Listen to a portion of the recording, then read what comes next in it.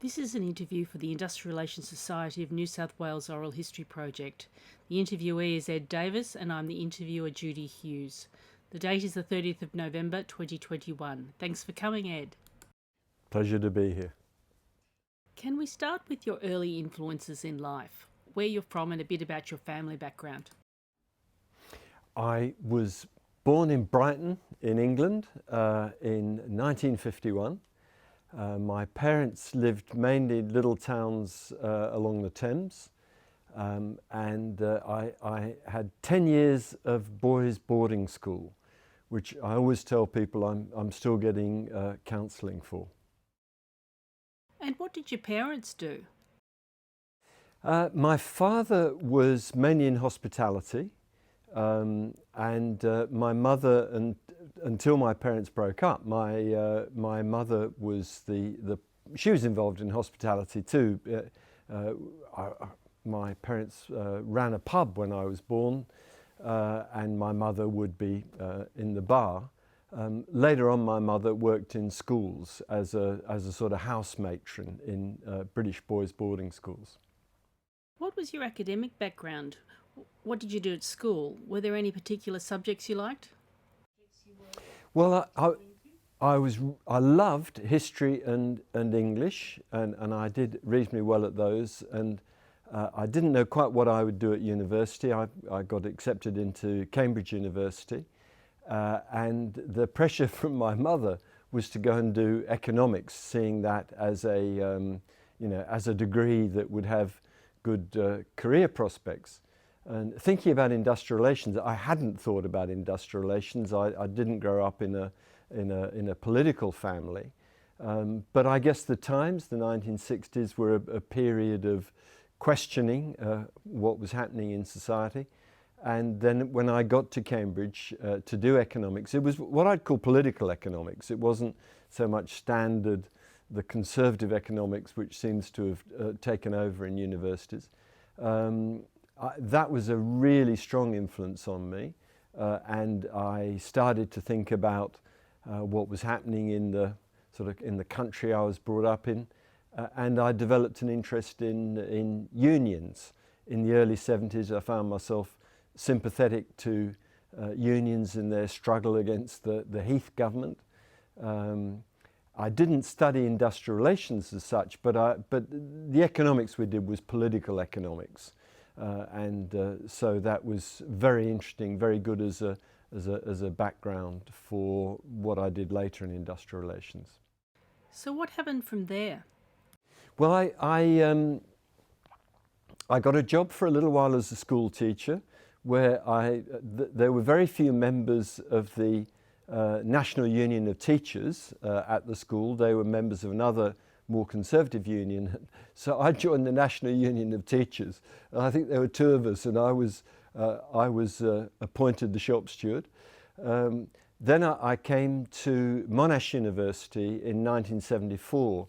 I had a job as what was called a teaching fellow or a tutor in economics. And they said to me, Monash said, look, you've got to do a master's thesis. What do you want to do it on? And I thought I'd look at how trade unions made decisions. For no particular reason, it was just something that struck me as really well worth having a look at and exploring.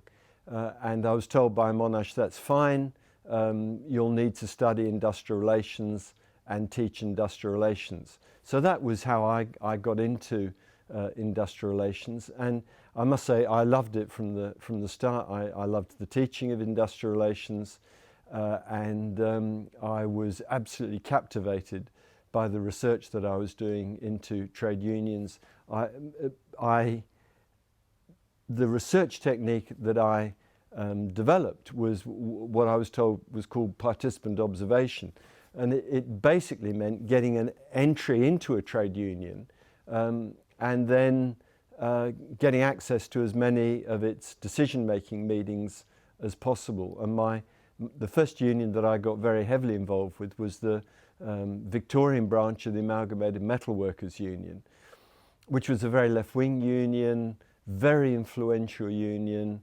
and it was like being in the middle of a soap opera, really, with all the things that were going on.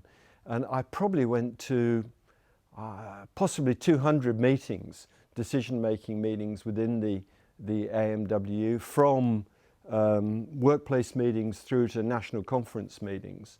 And it was just the most exciting and engaging research, which then led me on to doing a PhD at La Trobe University under Ross Martin, where I looked at how 6 different trade unions operated and how they made decisions. And again, I found that very exciting, and I also started getting involved looking at the ACTU and going to ACTU congresses.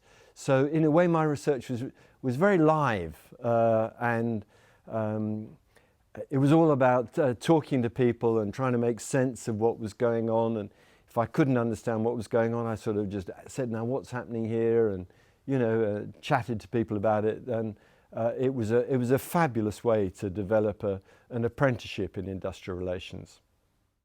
Who were the union leaders you dealt with then? Oh, look, they were so interesting. At the AMWU, John Halfpenny was the Victorian secretary. And I remember my first meeting with him. I'd got an entree through another academic, Di Yerbury, who was very active in teaching industrial relations and in the Department of Labour at the time. And she wrote to John Halfpenny and said, look, there's this young research student would like to come and have a look at what unions do. And he invited me to meet him, and I went along, and he said, oh, okay, well, we've got a meeting of our state council next Monday, you can come along to that. And I turned up, and there were probably 20 people at the meeting, and he said, look, we've just got this young research student here, he's just going to see what we do and how we do it. Comrades, is that all right with you? And they sort of mumbled and grumbled, but said okay. One or two said, how did he know that I wasn't from ASIO or from the National Civic Council or something? But he said, well, Di Yerbury was a good sort, so he'd take her word, but if we had a problem, he'd kick me out. And I just kept on going to meetings. And I remember after about 6 months, he said, are you still here? And I said, yes. And he said, well, I'd got on with the other people. He said, well, you've ingratiated yourself, so we won't kick you out just yet, kind of thing. But it was Halfpenny, Carmichael in the AMWU, and I also got the other union leaders, people like Bill Landy, who was a fascinating trade union leader at the Stormont and Packers, leaders in the bank employees, building workers, the old, it was called AESDA at the time, architects, engineers, surveyors and draftsmen, who basically were often foremen in for people, and they went into the AMWU a bit later on. And I looked at a couple of small unions. So one of the things I was testing was the influence of organisational size on trade union democracy. So that was one of the things. But I also went along to ACTU meetings and, you know, was able to see the most extraordinary debates involving Bob Hawke was still president when I started going to the ACTU. Bill Kelty was coming through as an assistant secretary. It was called the Sorcerer's Apprentice. You know, there were these extraordinary and you know, actually quite volatile debates back then at the ACTU, and they're just fantastic to watch. And what did you enjoy about industrial relations as a field? Well, it was so rich, but it also it was about power in society. It was about people's rights. It was about how they pursued them. So in Australia, both how they used the accepted processes of conciliation and arbitration, how they operated outside that to bring pressure to bear on employers and on the tribunals.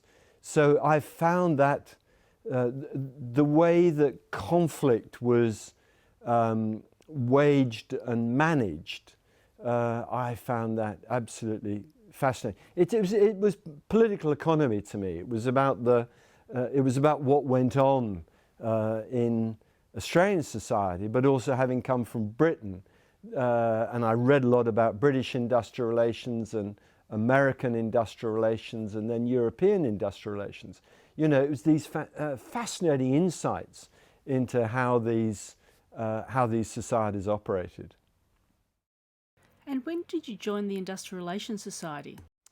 I joined it first almost as soon as I got to Monash and started developing an interest, teaching industrial relations. The senior guy there was called Bill Howard, and he was very active in the Industrial Relations Society. So was Russell Lansbury, who you've talked to.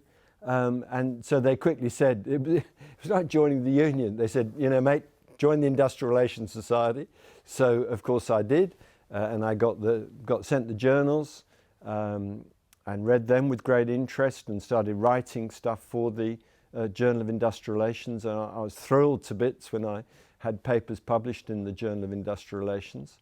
So I joined then, and I'm a life member, so I'm still receiving the Journal of Industrial Relations. When I came to Sydney in 1980, I just continued on as a member of the Industrial Relations Society, but now obviously a member of the New South Wales Society, not Victorian. And I remember probably 1981, 82, I'd got a lectureship in 1980. John Nyland was the head of department. His empire was only about the 6 of us in his department. He later became Vice-Chancellor and had a much bigger empire. But I think about 81 or 82, he said, well, Ed, I think you should join the committee. I'll put you up for membership of the Industrial Relations Society committee. So I said, fine. And I was then a member of that committee for 20 years. And what other leadership positions did you hold? Well, later on, I suppose I was a slow burner in the Industrial Relations Society because they rotated the senior position of president. And my turn came about 17 years later, or 15 or 16 years later, when I became the vice president in New South Wales for a couple of years. And then I became the president, I think it was 1998, 99, and I then became national president in the year 2000. There's obviously been a lot of industrial relations changes in the recent decades. How do you think that's reflected in the society? Well, I haven't been very involved in the society really for the last 15 years or so. So I'm looking forward very much to going to a dinner of the society next month, which Lance Wright will be chatting to Russell. So that'll be, I'm looking forward to that very much and seeing some of my old friends again. My more general sense is that, and I actually think this is absolutely tragic, is that industrial relations as a field of study and really as a collection of groups who come together to discuss industrial relations, the forum for discussion aspect of it, they've had a really, really tough time.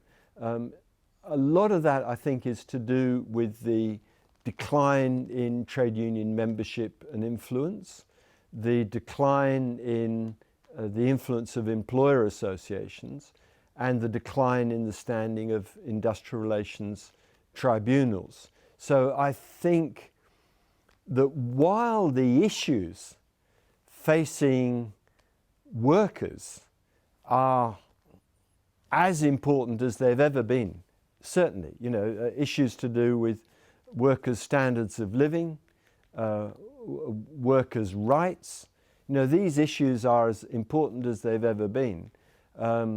But industrial relations as an area of study and industrial relations as something which, say, the media would take an interest in, has really declined over the last 15 or 20 years or so, and perhaps a bit longer than that.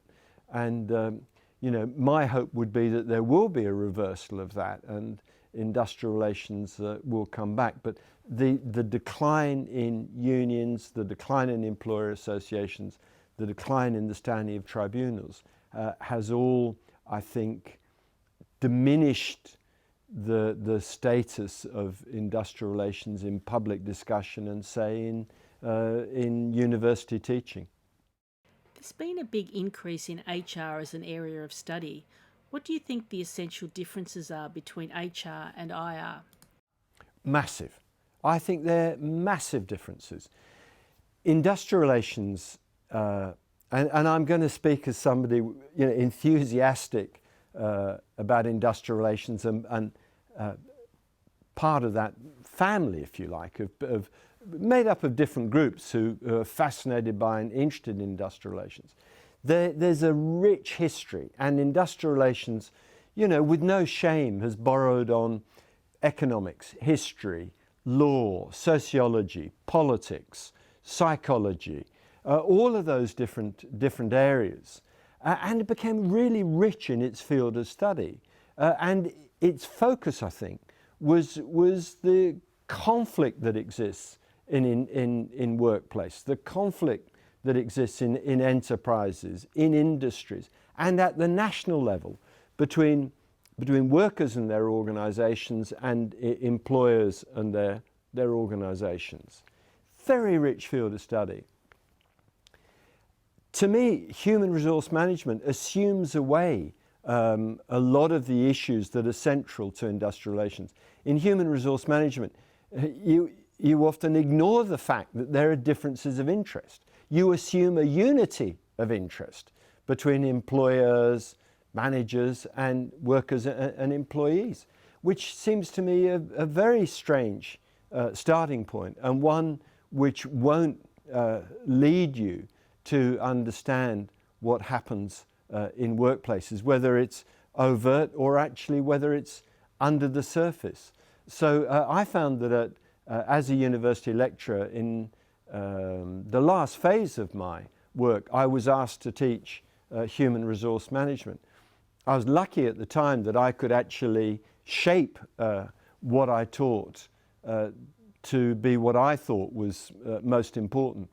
And so in a way, I think the way I taught human resource management was really as workplace industrial relations. And I looked at a whole range of issues which were important in the workplace, but which did not discount the role of conflict between workers, managers, unions, employer associations, and so on. So I was very frustrated by human resource management. I found that its texts were incredibly superficial, in my view, compared to the reading that I'd done in industrial relations. Why do you think a human resources person should join the society? What would they get from it? Oh, I think they should join the society, and I think they'll get an expanded understanding of what happens in workplaces, and they'll meet a lot of interesting people. But I think that they will get that broader understanding, because I mean, if you only have an HR perspective, it's really difficult to understand what goes on, particularly in medium and larger scale workplaces. So yeah, look, it's just much more interesting. Okay. Just going back, why did you decide to come to Australia? What was the reason for that move? I'd met an Australian girl. I was doing a holiday job, and I met a very nice Australian girl who was doing her sort of round the world tour, taking a couple of years to do it, and she had to come back to Australia. Her father had died. She wanted to come back and be with her mum, and I said, look, I'd love to come with you, so to speak. And so I knew one person in Australia. I'd never thought about Australia. I like cricket, so I'd kind of followed Australian English cricket matches, but apart from knowing a little bit about the cricket grounds and some of the Australian cricketers, I really knew very, very little about Australia. The one person I knew was teaching at Monash in economics, and he had taught me at Cambridge. He was doing a postdoc there, and he went to the head of department and said, look, I know this bloke who wants to come and pick up a job. Is there something we can offer him? And I got offered a teaching fellowship, and I tell you what, I leapt at it. I thought this was going to be terrific, and I was very lucky. I loved university teaching. I really enjoyed the research that I did, and I enjoyed just about everything involved in my university career. So it was a fabulous sort of sliding doors moment that brought me out to Australia. Now 1974, so I'm not far off 50 years, and I've loved every minute of it. We're just about out of time. Is there anything that we haven't covered that you'd like to talk about? Look, I don't think so. I don't have any brilliant stories about the Industrial Relations Society. I don't know whether you're going to edit this and clip stuff in, but I enjoyed the Industrial Relations Society. I think it did a good job in two ways particularly. I think the Industrial Relations Society did provide a forum for discussion of industrial relations. So we had regular conventions and that sort of thing, and those discussions were the richer because they relied on bringing unions, employers, tribunals, labour lawyers. They relied on bringing this, and people who taught industrial relations, into those discussions. And I think they were rich discussions and useful. And the Industrial Relations Society was terrific as far as an industrial relations academic was concerned. Two ways. One, the journal was a really important source of discussion of issues in Australian industrial relations, and with some input from overseas. And it was a great place to publish too. So, you know, you could use the stuff for your students. You set the papers regularly for your students in the courses that you taught. So I think from those angles, I had a deep appreciation of the Industrial Relations Society. I was really pleased to be involved in it. The other thing, going along to conventions and things, you would meet, I'd meet union people I hadn't met before, or employer people, or tribunal members, get to know them a bit, and I could always say, hey, I've got this lecture course going on, would you like to come along and be a speaker? And that, of course, was great because the union, employer and tribunal people liked coming along to university lectures and talking about their work. And for the students, it was fantastic because it just, you know, it just brought it to life. So those are a couple of reflections on the society.